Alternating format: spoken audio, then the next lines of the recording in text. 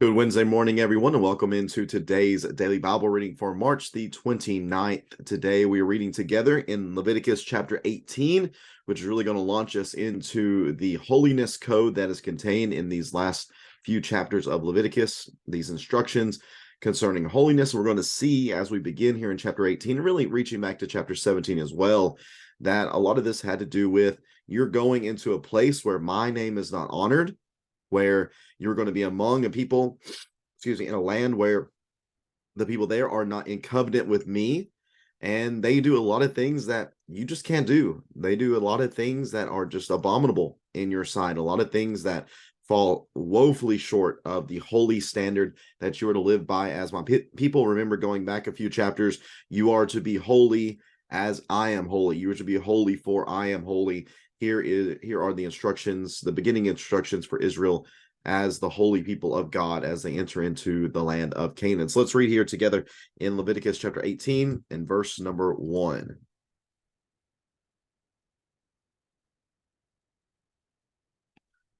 Leviticus 18 and verse number 1. Yahweh spoke to Moses, speak to the people of Israel and tell them. Notice this phrase that's going to show up here to begin and end this short section.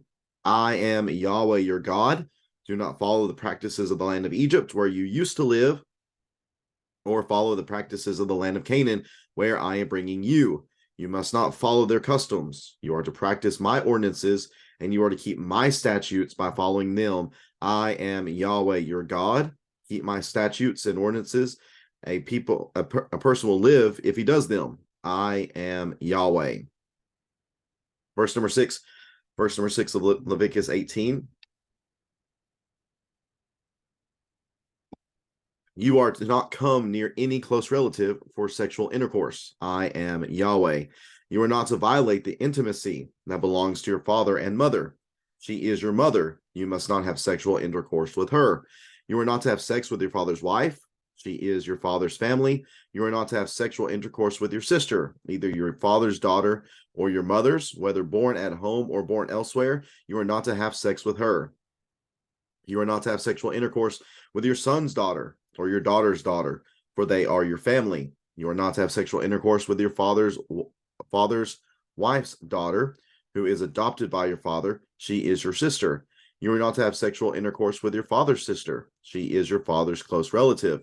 You are not to have sexual intercourse with your mother's sister, for she is your mother's close relative. You are not to violate the intimacy that belongs to your father's brother by approaching his wife to have sexual intercourse. She is your aunt. You are not to have sexual intercourse with your daughter-in-law. She is your son's wife. You are not to have sex with her. You are not to have sexual intercourse with your brother's wife. She is your brother's family. You are not to have sexual intercourse with a woman and her daughter. You are not to marry her son's daughter or her daughter's daughter and have sex with her. They are close relatives. It is depraved. You are not to marry a woman as a rival to her sister and have sexual intercourse with her during her sister's lifetime. Verse 19, you are not to approach a woman during her menstrual impurity to have sexual intercourse with her. You are not to have sexual intercourse with your neighbor's wife, defiling yourself with her. You are not to sacrifice any of your children in the fire to Molech. Do not profane the name of your God. I am Yahweh. You are not to sleep with a man as with a woman. It is detestable. You are not to have sexual intercourse with any animal, defiling yourself with it. A woman is not to present herself to an animal to mate with it. It is a perversion. Do not defile yourselves by any of these practices, for the nations I am driving out before you have defiled themselves by all these things. The land has become defiled, so I am punishing it for its iniquity, and the land will vomit out its inhabitants. You are to keep my statutes and ordinances. You must not commit any of these detestable acts, not the native or the alien who resides with you, for the people who were in the land prior to you committed all these detestable acts, and the land has become defiled. If you defile the land, it will vomit you out as it has vomited out the nations that were before you. Any person who does any of these detestable practices is to be cut off from his people. You must keep my instruction to not do any of the detestable customs that were practiced before you, so that you do not defile yourselves by them. I am Yahweh, your God. And that is Leviticus chapter 18. As we get into the beginning of this chapter, again, we recognize that this is a call to holiness. This is a text that reminds the people, and this is really stressed in this opening section, it reminds the people of the fact that they are in a covenant relationship with Yahweh, and this is a call to them not just to be holy, but to be holy as a sign of their loyalty to Yahweh as their God. He tells them, you're about to enter this land, but don't be like those who were previously in the land. Also, don't be like those in whose land you were previously in Egypt. So don't be like the Egyptians and their immorality, and don't be like the Canaanites in their immorality. God's people must remain committed to Yahweh's law in the new land. Don't be like the old land, and do not be like those who are in the new land. You must remain covenantly loyal to me and me alone.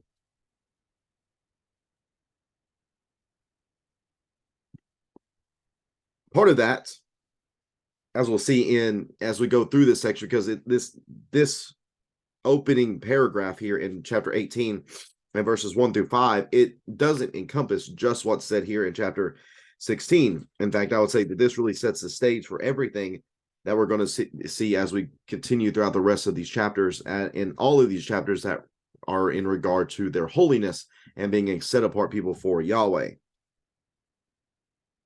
But the first issue that is addressed is in regard to their sexual practices. So the easy way to define all this is that you are not to have sex with any woman who is a close relative by blood or marriage. That's the emphasis here in this particular section in verses 6 through 18. No sex with anyone who is a close relative by blood or by marriage. Now, in the CSB, it translates this, there we go, as sexual immorality. Other translations might use the more literal phrase that is used. It's a euphemism, and it is to uncover the nakedness of this particular individual. The CSB just gets right to the point of what is being made here. Again, uncover the nakedness is a euphemism for having sexual relations with someone, having sexual intercourse with them. Now, many, I'll throw this in here. Now, many actually connect this chapter, Leviticus 18, with what is seen back in Genesis chapter 9, where Ham is described there as uncovering the nakedness of his father. And there are many who make pretty compelling arguments that what is actually taking place in Leviticus chapter 9, and I didn't mention this, I don't believe I mentioned this whenever we went through that. I was aware of this, but I just didn't fool with it at that time. So I'll mention it now. That instead of that text being where Ham just kind of took lightly his father's drunken condition and walked into his tent and saw him naked, many believe that what that is actually referring to is that Ham, while his father was naked, made advances on his mother in order to usurp the authority of Abraham as the leader of the family. And really, I mean, if you read it that way, the text makes just as much sense as it would any other way. And in fact, I think it almost probably makes more sense, because the scene says that whenever Abraham woke up and figured out what he did,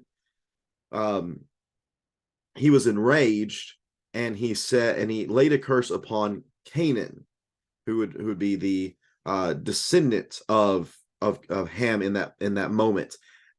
If that was someone, if that was the descendant that would come from that relationship, from that behavior, from that action there of having sexual intercourse with his mother, then the curse is upon that descendant, and the descendant actually ends up being all the Canaanites who are engaged in what? Sexual depravity and very gross sexual immorality. So you can see how that kind of flows together and why people would put that together. So that's another possible reading there of Leviticus chapter 9, or Genesis chapter 9, and how people connect that with what we see here in Leviticus chapter 18. But be that as it may, what we have here, are a number of individuals that the Hebrew male was not to have sexual intercourse with: his mother, his stepmother, sister, granddaughter, stepsister, aunts, daughter-in-law, brother's wife, a daughter, or a woman and her daughter together. And then they were not to have rival sisters, make them compete against each other while they were married to these sisters together. Most of those are pretty straightforward. The only one that is a little that could cause a little bit of issue is the one concerning the brother's wife, because there is the issue of levirate marriage. That was a provision. That's something that is going on in the story of Ruth. And the complication, though, is taken out, however, whenever you recognize that this is contingent on you taking your brother's wife while the brother is still alive. Probably similar to what we read about with Herod and his brother Philip's wife in the gospel accounts, the incident that caused John the Baptist to be beheaded. That's the issue at play there. So here, in levirate marriage, the brother would have passed on. So then the other brother would step up and produce children in the name of the brother who has passed on. So that's how those two can gel together. So we have these issues, verses 6 through 18. Do not have sexual intercourse with a woman who is your close relative by blood or by marriage. It establishes here the holiness and the purity and the sanctity of the family unit. Additionally, in verse number 19, you are not to approach a woman during her sexual or during her menstrual impurity, to have sexual intercourse with her. This is a bit different from what we've seen previously, because here in the text, I believe this is a deliberate action, whereas in the previous text where we looked at the issues of discharges and blood and such, that seems to be incidental. They didn't know that was going on. Here, though, this is where you know that this is a command to not do it, and if you do it purposefully anyways, that's especially a big no-no. Verse 20, you're not to have sexual intercourse with your neighbor's wife, defiling yourself with her. That's breaking the commands number 7 and number 10. Do not commit adultery. Do not covet that which belongs to your neighbor. And then verses 21, 22, and 23 get to very, very serious issues concerning child sacrifice, homosexual activity, and bestiality. These seem to be lumped together because these are all direct violations of the creation order. Children are not to be killed. Children are to be birthed and raised and cared for. Men are not to lie with men or women with women. That is not how God created the two genders to interact with one another. It is to be man with woman. And of course, the same thing is true for animals. Remember the scene in Genesis chapter 2, whenever God presents these animals before Adam, and none of them are suitable for him. Therefore, he makes the woman. It is the woman and the man who are suitable and compatible with one another. Doing this violates creation order, and it violates just the idea of life. Life cannot come from these situations. Therefore, they are not things that you are to do. These were definitely practices that were acceptable and promoted within Canaanite pagan religion, and it was not something that God's people were to participate in. Now, once you get to verse 24, it kind of gives you the idea of why this is, or I guess maybe some extra motivation to not do this. Not only just because you're in a covenant with Yahweh, but they need to recognize why these people were being kicked out of the land and what would happen if they did the same things that these people did that got them kicked out of the land. So verse 24, do not defile yourselves by any of these practices, for the nations I'm driving out before you have defiled themselves by all these things. They defiled themselves by all these things. Even the land has become defiled. So I'm punishing it for its iniquity, and the land will vomit out its inhabitants. It will vomit out its inhabitants. That reminds me of Genesis chapter 15 and verse 16, where it's that text I've quoted a lot concerning the Exodus, where Abraham is told that your descendants will go into a foreign land and be exiles there for 400 years. And then after that, they will go into the land I'm giving them. And it says at that time that the sin of the Ammonites will be complete. I think that's what's being referenced here, that they have just gotten themselves into all sorts of depravity, and that the punishment for their depravity, for their going against the will of God, is to be kicked out of the land. But you, Israelites, are to keep my statutes and ordinances. You must not commit any of these detestable acts, not the native or the alien who resides among you. or the people who were in the land prior to you committing these things, and the land was defiled, and it kicked them out, and I kicked them out. The land vomited out, and I kicked them out. But here's the thing: if you do these things, number 1, verse 29, if any person does these things, he's going to be cut off from the people. He's going to be karat. Again, does that mean he's going to be killed by the people, or is it that he's going to be exiled so that God can kill him in the wilderness? I'm not entirely sure, but they're to be cut off from the people. You cannot be a part of this covenant, people of God, if you're not going to behave in this way. And overall, for all of you, you must keep my instructions to not do any of the detestable customs that were practiced before you, so that you do not defile yourselves by them. I am Yahweh your God. If you do it, if you do these things, verse 28, if you defile the land, it will vomit you out as well. It will vomit you out. So whenever you go into the land, you're not only to remember the covenant that you made with me, so that you honor me and revere me and show appreciation for me for what I've done for you, bringing you out of Egypt and making you this great people and giving you this great land. Not only that, here's another motivating factor. If you don't do what I tell you to do, and if you act like the people who were before you and were kicked out, guess what? You will be kicked out in the same way. So holiness is a big deal to Yahweh, whether it be about sexual issues or otherwise, more of which we're going to look at as we go throughout these remaining chapters. But if you don't do what you're told, if you don't respect my land, because the land was his, the land was Yahweh's, and he was giving it to the people. If you don't respect the land, if you don't respect what I've given you, then I'll take it away. And you will not have the blessings that were afforded to you while you were being loyal to my covenant. So the people here, they needed to make sure that they were conducting themselves in an honorable and sanctified way, in a holy way that started with the way that they used their bodies and the way that they respected God's creation order. And if they did, things will go well for them. Again, verse number 5, keep my statutes and ordinances. A person will live if he does them. They can live through being obedient to God, but if they became disobedient, if they rebelled against him, then death would surely follow. That's Leviticus chapter 18. I appreciate so much you tuning into this reading on this Wednesday. Looking forward to being with everybody tonight for our Bible studies at 7 p.m. And we will be back at it again tomorrow, reading together from Leviticus chapter 19. Hope you can join me then. Take care and God bless.